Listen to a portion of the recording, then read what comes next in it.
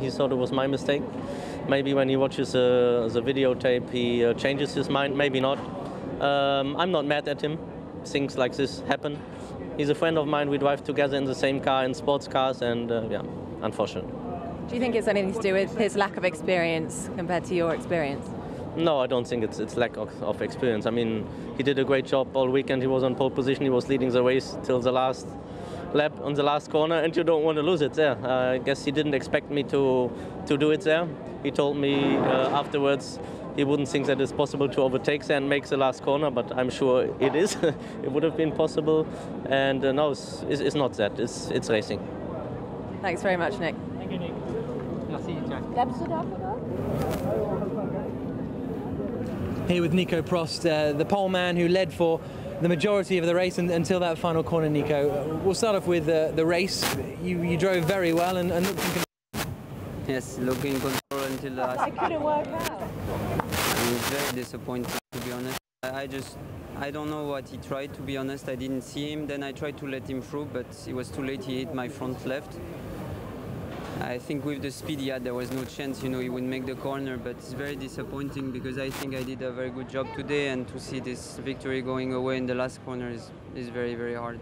So did you looked and thought he was sort of on your outside and tried to give him the room out there?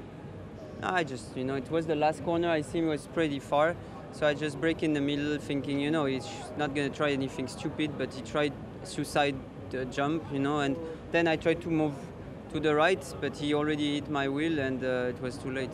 So you didn't really see him coming at all? No, I didn't think he would try something like this, so I was starting to turn in, and then, I saw him, so I tried to move over, but he clipped my front wheel, and he broke my wheel, and then went flying over. I mean, it's good he has nothing because he's a friend, but I'm very disappointed.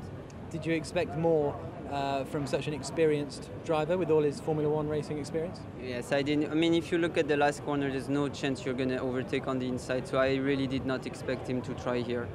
It must be difficult to think of now, but you had great pace today. Both you and Sebastian have been strong all weekend, and that must give you hope for the future of the championship. Yeah, I mean, it's good. We were on pole and leading, but at the moment, all I can think about is just that I lost the victory of race 1 of Formula E, so it's very hard. Thank you. Thank you. Can we just ask you just a couple of questions? I don't know if you've seen the footage from the crash. It had the potential to be horrendous. Talk us through what happened. I mean, to be honest, I did not see him. I didn't think he would try something like that. We were going into the last corner, which is very, very tight. And I was starting to turn in, and I saw him. I tried to move right, but he clipped my front wheel, and fortunately he has nothing, but it was a big shunt. You exchanged words immediately after the crash. What was said? I mean, I just said, I just said I thought he was very dangerous what he tried. I mean, like, Nick is my friend and my teammate, so we have a good relationship. I mean, it's racing, but I just think it's a little bit stupid to dive bomb in the last corner of the race. And the crash aside, what have you learned? How did the inaugural Grand Prix, E-Prix, go? For me, it was fantastic until the last corner. That's all I can say. Okay, glad you're okay. Thank you. He says that you turned into him because you didn't want to lose in the last corner. No, I didn't turn in. Look at it. I was trying to turn in and then I moved away. He just dived on. I just did not expect him to go. It's a race. I mean, if you look at the footage, you can think whatever you want. But for me, I think he just came in way too fast, to be honest. If you look, he could not avoid me at all. So we'll see on the data. But how do you feel now? I feel shit. I feel really bad because, yeah, I mean, I just did not expect that to happen. How was your speed? A little bit slower than the previous time. Yeah, I mean, I was trying Just to... get him a bit, are you all right? We'll just get him a little bit closer.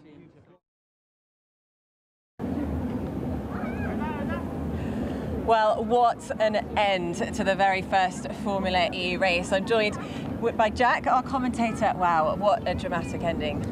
I mean, Dario saw it coming, didn't he? I think that was the impressive thing. He kept saying, a couple of laps time he's going to go for it on the final corner, and when he did, I don't think Nico was anticipating it. Okay, we heard from him there saying, oh, I tried to give him room, but he's going to have a difficult one defending that, I think, when the stewards see the footage. But what a dramatic end to the race, and what a great way to start the championship as well, because it was so tight for the race at the end. It could have changed on the last corner. Instead, we had a massive crash on the last corner. It was drama all the way, really. Because Nico had a great race up until that very last point. I mean, he was a really strong driver, really strong performance. But what do you think was going through his mind?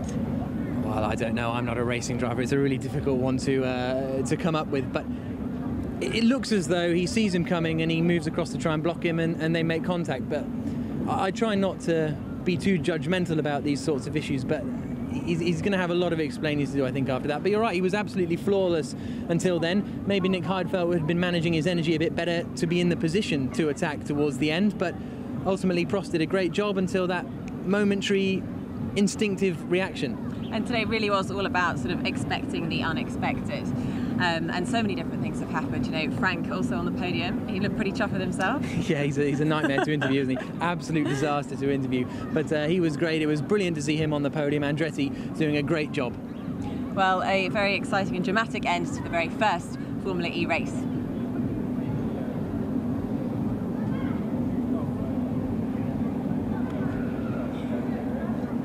Was that live? TV Gold.